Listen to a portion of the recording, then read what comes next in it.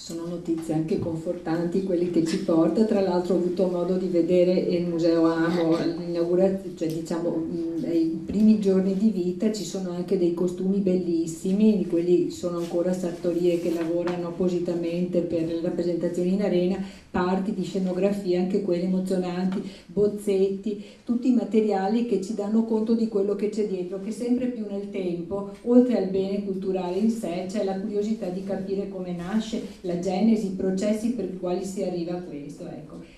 Credo che appunto gli archivisti e bibliotecari tradizionalmente sono sempre dei cenerentori e continuano ad esserlo sempre di più, però deteniamo anche un grande potere che è quello di tramandare o meno al passato la storia e esisterà quello che riusciamo a trasmettere per il futuro, quindi davvero questo lavoro risulta prezioso perché darà conto di quello che è passato dall'arena. Ecco, chi ha molta consapevolezza di questo è Maurizio Messina, Biblioteca Marciana, che dai tempi di Bessarione cerca di conservare questo enorme patrimonio un po' ingombrante a volte. Prego Maurizio. Grazie, non so se è acceso, sì. Io sono molto grato naturalmente agli organizzatori di questa tavola rotonda, alla Regione Veneto, alla Soprintendenza Archivistica, a tutti gli enti che stanno portando avanti questo interessantissimo progetto di censimento dei fondi musicali novecenteschi. Sono anche molto contento di essere qui perché appunto potrebbe apparire strano che una istituzione come la Biblioteca Nazionale Marciana sia oggi appunto qui con voi. La Marciana, un mio illustre predecessore, Marino Zorzi, direttore della biblioteca, con la sua consueta ironia soleva dire appunto che la Marciana è l'unica istituzione della Repubblica di Venezia che sia passata indenne attraverso 5 secoli di storia e sia ancora viva e funzionante.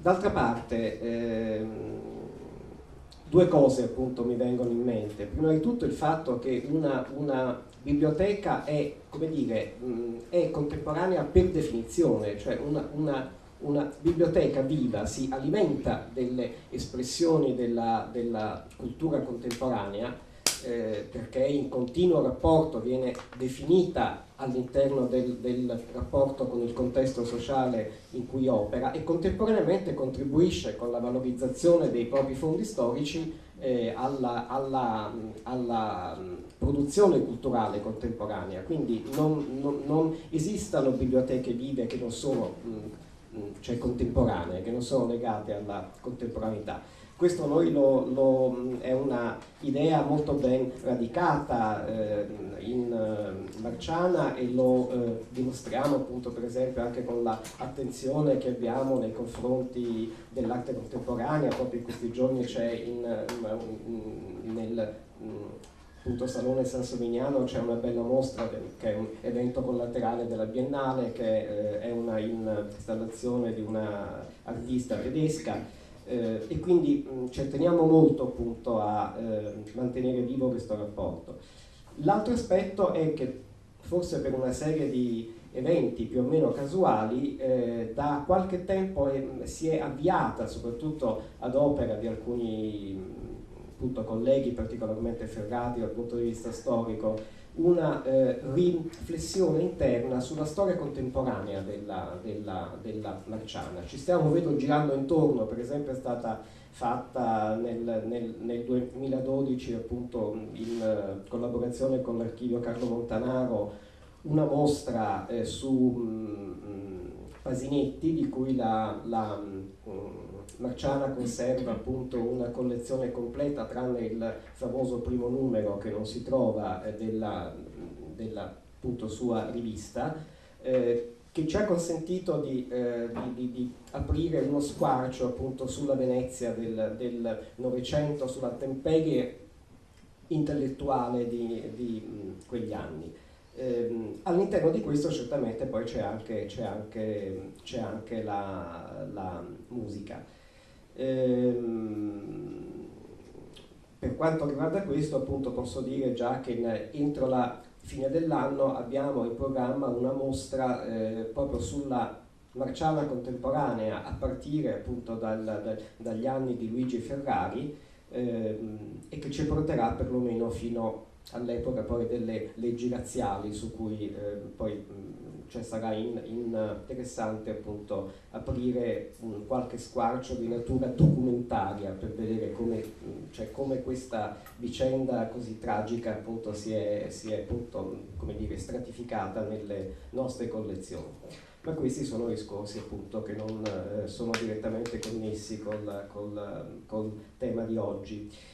Io mi ero preparato, ma su questo vorrei appunto sorvolare molto, andare in maniera molto rapida, un excursus breve e quindi necessariamente superficiale sui fondi musicali marciani. Fra l'altro ne parlo con qualche esitazione, visto che qui a fianco a me è appunto seduto Franco Rossi, che questi fondi conosce perfettamente e da cui io personalmente molto ho imparato, però certamente la Marciana non è nota per i fondi novecenteschi, anche se qualcosa poi dirò appunto su questo.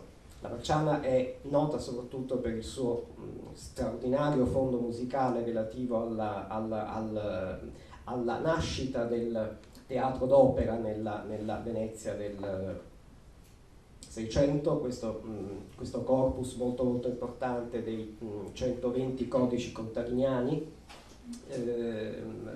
che cioè, testimoniano proprio, specialmente se poi messi in relazione con i libretti, con la collezione appunto di libretti che spesso sono legati appunto a quelle partiture, cioè testimonia proprio come si è stratificata in una istituzione pubblica una collezione privata che era quella appunto di Marco Contadini, che aveva fatto, come sapete, di quel bellissimo luogo che è la villa di Piazzola sul Brenta, che oggi è meritoriamente stata restaurata e gestita appunto dalla regione del Veneto, un centro di cultura musicale. Questo è il nucleo appunto più importante delle nostre collezioni musicali. Poi si può citare appunto la raccolta musicale dell'abate Pietro Canal, che è stata acquisita dallo Stato per acquisto nel 1928 dalla casa editrice Zanichelli, destinata appunto alla Marciana, e che comprende soprattutto fondi di polifonia, copie di madrigali, musica sacra di ambiente veneto, e partiture per appunto melodrammi 7-8centeschi. Le collezioni di libretti sono appunto estremamente importanti, sono 3 collezioni fondamentali, la appunto collezione Groppo, la collezione Rossi e quella parte di libretti che facevano parte della grande biblioteca di Apostolo Zeno, appunto quella biblioteca che era presente nella chiesa dei domenicani delle Zattere, e che dopo appunto con la soppressione napoleonica si disperse fra vari istituti culturali della città e in appunto gran parte finì in Marciana. Queste 3 serie appunto di libretti permettono di ricostruire tutto quanto lo sviluppo del teatro musicale veneziano dal 1637 fino a tutto il 1700. È una collezione che si integra con la grande collezione presente presso la Fondazione Cini, con il Fondo Rolandi e cioè con le altre appunto collezioni di libretti presenti. Venendo appunto più vicini a noi, cito, ma poi lo appunto tralascio, il Fondo Ricordi delle edizioni Ricordi, appunto tutto quello che è stato stampato a Milano fra il 1820 e il 1870. Ovviamente tutti conosciamo appunto Casa Ricordi come la casa editrice dell'Ottocento italiano. Venendo appunto al Novecento, quindi scuserete intanto queste appunto descrizioni di fondi sono sempre molto noiose e sono ovviamente dette così sono estremamente superficiali. Venendo appunto al Novecento, però mi posso soffermare forse un pochino di più sul fondo di Gino Tagliapietra. È un Gino Tagliapietra, appunto, compositore nato a Lubiana nel 1887 da famiglia istriano-triestina, allievo poi a Vienna per volere dell'imperatore Francesco Giuseppe di Julius Epstein, e poi soprattutto allievo di Ferruccio Busoni a Berlino, di cui divenne uno degli allievi prediletti. Le sue opere, si tratta di 41 manoscritti e in gran parte autografi o con note autografe del compositore, e di 16 edizioni a stampa. Sono state donate alla Marciana nel 1968 dalla moglie Hilde Montecchi. Il compositore, appunto, Gino Tagliapietra, era morto a Venezia nel 1954, dove aveva vissuto molti anni. Questo appunto è uno dei corpus più completi delle opere di Gino Tagliapietra, probabilmente il più completo. Altre opere di appunto Tagliapietra sono alla Fondazione Cini, sono al Conservatorio Benedetto Marcello, e due nuclei molto importanti, prima appunto è stata citata la New York Public Library, sono negli Stati Uniti. Ce n'è un nucleo importante alla New York Public Library e un altro alla Library of Congress. È un appunto compositore un po' negletto probabilmente, per quanto possa saperne io, che non sono poi uno specialista, e che andrebbe appunto valorizzato in qualche modo. Con la appunto, situazione catalografica del fondo non è delle più felici, dobbiamo ancora sostanzialmente appunto completare la catalogazione, ma qui, ecco, pensando poi anche al prossimo giro di tavolo, che dovrebbe essere quello sulle criticità e sulle opportunità, vorrei subito inserire una appunto criticità che è nota e che è di noi tutti. In Italia non esiste la figura nelle appunto, biblioteche statali, meno che mai, del bibliotecario musicale. Non c'è nessuna formazione, nessuna appunto formazione specifica per quanto riguarda la biblioteconomia musicale come orientata appunto alla gestione e alla valorizzazione dei fondi. Questa è una cosa che noi, della quale noi appunto soffriamo da tantissimi anni. Non abbiamo chi è in grado con vera competenza di affrontare la gestione appunto di questi materiali. I bibliotecari musicali sono nei conservatori in genere, e anche lì forse Franco appunto, cioè più di me, conosce la situazione, però certamente come si fa a gestire e valorizzare questi fondi se non si hanno delle appunto competenze specifiche? Il discorso è molto più ampio naturalmente e riguarda lo stato in cui versano le nostre istituzioni, la mancanza del turnover, il fatto che bene o male ci siamo persi già ora due appunto generazioni almeno due generazioni di bibliotecari o di archivisti, questo non solo appunto nel mondo dei beni culturali.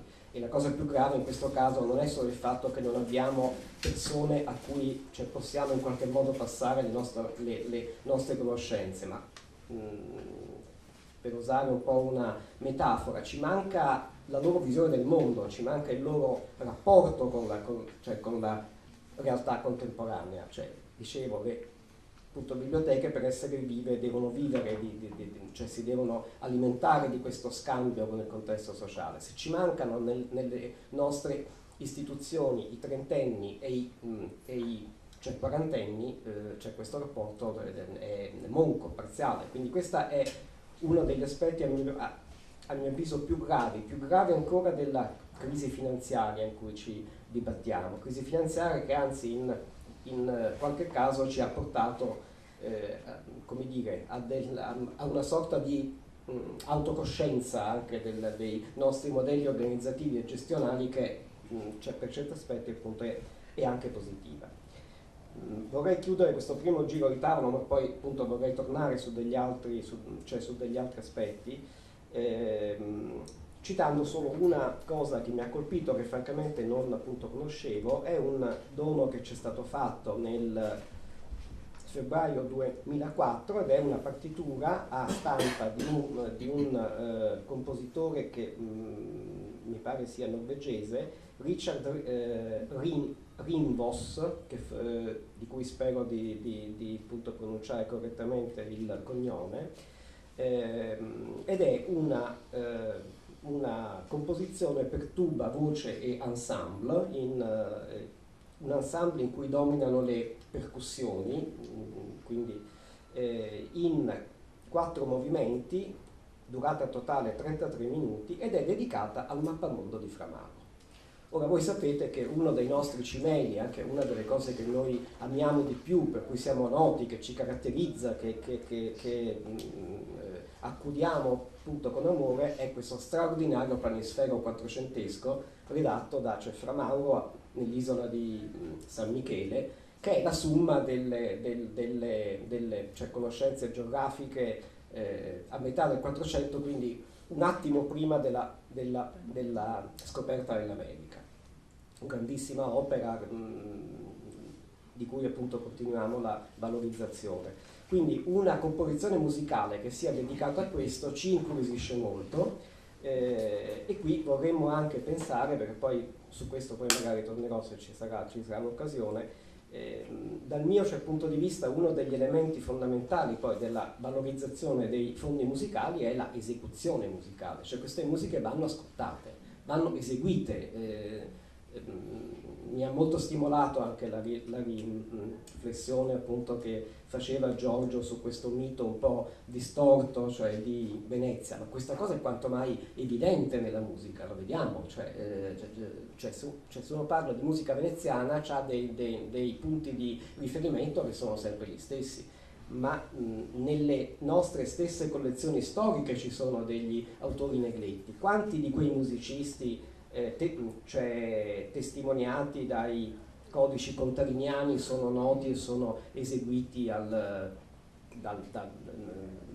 favore appunto di un pubblico più ampio? Certamente sono notissimi per i musicologi. Cavalli forse è noto, eseguito eccetera, ma penso a Hassel, Grenzi, Perez, tanti autori che sono appunto testimoniati nelle nostre collezioni che non fanno parte dei cartelloni. Quindi io penso che uno dei nostri compiti dal punto di vista della valorizzazione come istituzioni culturali sia trovare il modo di far eseguire queste musiche. La Marciana ha una fortuna in questo, adesso non posso dilungarmi perché abbiamo fatto delle attività musicali, un'ultima bellissima grazie alla appunto, collaborazione della Fondazione Levi, quando abbiamo presentato questo piccolo codice quattrocentesco che contiene dei testi di laude e delle musiche di Santa Caterina da Bologna, a cui è seguito uno straordinario concerto alla Chiesa dei Miracoli. Ecco, noi dobbiamo lavorare per far ascoltare queste musiche.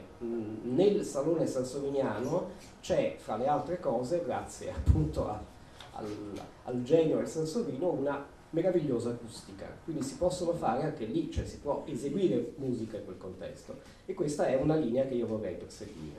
Poi magari torno su qualche altro aspetto e vi ringrazio.